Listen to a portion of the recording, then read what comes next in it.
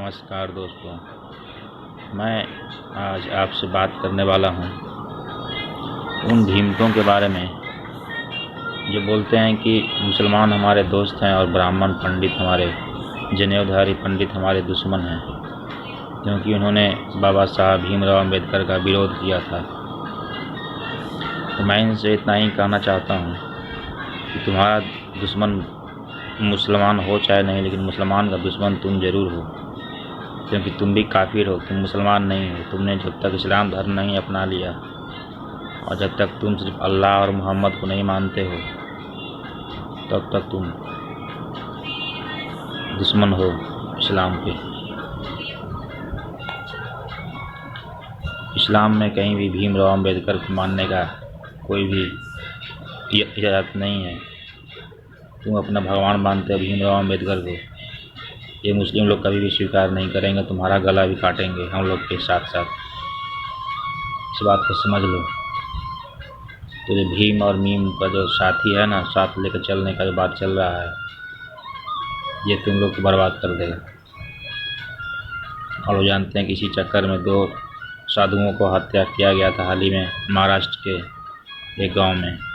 उसको इन्हीं भीमकों ने मारा था। तो मारने वाले कोई मुसलमान नहीं थे।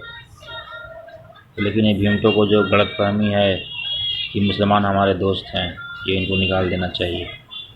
जिस दिन मुसलमान हत्या करेंगे उस दिन तुमको भी नहीं छोड़ा जाएगा।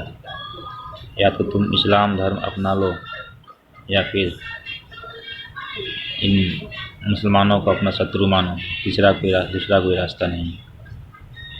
जब तक तुम हिंदू हो, जब तक तुम भीमराव अम्बेडकर को अपना भगवान मानते हो, बुद्ध को भगवान मानते हो, तब तक तुम भी इन मुसलमानों के शत्रु तुम भी हो। तुमको भी नहीं छोड़ने वाले।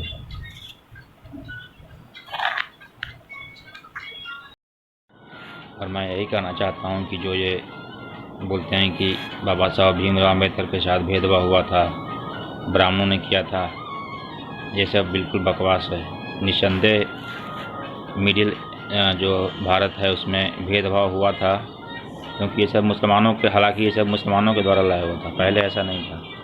अगर पहले हमारे पूर्वज अगर ऐसे होते तो कभी भी दुर्योधन और कर्ण कभी दोस्त नहीं होते, क्योंकि कर्ण तो शूद्र था लेकिन दुर्योधन का परम मित्र था। उसको किसी भी तरह से एक क्षत्रिय से कम सम्मान नहीं दिया गया था। तो हमारे जो प्राचीन जो धर्म हिंदू सनातन धर्म है, उसमें कहीं भी जाति का प्रावधान नहीं है। जाति उसमें सिर्फ कर्म का प्रधानता था। जो जैसा कर्म करता था उसका वही जाति होता था। जैसे विकास जो गलतफहमी जो पैदा किया गया है, ये सब मुसलमानों और अंग्रेज़ों का षड्यंत्र के द्वारा पैदा किया गया है, गलत इतिहास लिख करके। जब तक तुम अकबर को महान मानते रहोगे या यही मानते रहो कि आर्य बाहर से आए थे और तुम बोलते हो कि मूल निवासी हैं, ये सब गलतफहमी निकाल दो। कुरान पढ़ कर देखो, उसमें ब्रह्मा कहाँ से स्थिति, ब्रह्मा ने किस तरह से इस पृथ्वी को बनाया और फिर किस कौन कौन वंश से यहाँ आया, ये सब पुराणों में जिक्र किया हुआ है। तुम सारा गलतफहमी दूर हो जाएगा। उसमें जम्बू द्वीप से लेकर के भारत का पूरा वर्णन है। तो सारा गलतफहमी दूर हो जाएगा कि आर्य कहाँ से आए थे और आर्य कहाँ गए थे। आर्य बाहर से नहीं आए थे, आर्य यहाँ से बाहर गए थे। उन्होंने बाहर के साम्राज्यों पर आक्रमण किया, वहाँ आर्य धर्म का स्थापना की। आर्य कहीं बाहर से नहीं आए थे। तो मैं भीमकों को यही कहना चाहता हूँ कि ये गलतफहमी को दूर कर दें। सच्चा इतिहास पढ़ना है तो पुराण पढ़ें, ब्रह्म पुराण पढ़ें, नारद पुराण पढ़ें, तो पता चलेगा कि पृथ्वी कैसे बना और कौन कौन वंश से यहाँ आया, पूरा जिक्र है उसमें। और ये गलतफहमी को दूर कर दें कि मुसलमान तुम्हारे कभी दोस्त हो सकते हैं। जब भी युद्ध होगा गजवाए हिंद, तो तुमको भी मारा जाएगा, तुम्हारी बहन बेटियों का भी उसी तरह से बलात्कार किया जाएगा जैसे ये लोग हज़ारों साल से करते आए हैं। पाकिस्तान में जो इतना अत्याचार हो रहा है, शूद्रों के साथ ही तो हो रहा है। बांग्लादेश पाकिस्तान में जाकर देख लो, जाकर क्या स्थिति है। गलतफहमी तुम्हारा दूर हो जाएगा। धन्यवाद दोस्तों मेरी बात सुनने के लिए। अगर मेरे चैनल पर नया है तो सब्सक्राइब कर लें, वीडियो को लाइक करें, कमेंट करें, शेयर करें। बहुत बहुत धन्यवाद। जय हिंद, जय भारत।